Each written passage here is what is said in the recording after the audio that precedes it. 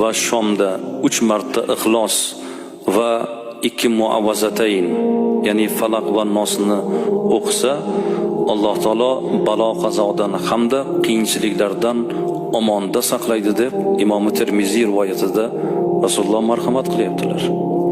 Imom Qurtubiy aytadilar: kim uyga kirishida Ixlos surasini o'qisa, kambag'allik bo'lmaydi u xonadonda degan ekanlar. Ixlos surasi o'qilgan xonadonda kambag'allik bo'lmaydi dedilar. Ibn Najjor aytadilar: kim safarga chiqish oldidan 11 karra Ixlos surasini o'qisa, Alloh u safardan qaytib kelguniga qadar uning uyini muhofaza qiladi deb bu zot marhamat qiladilar.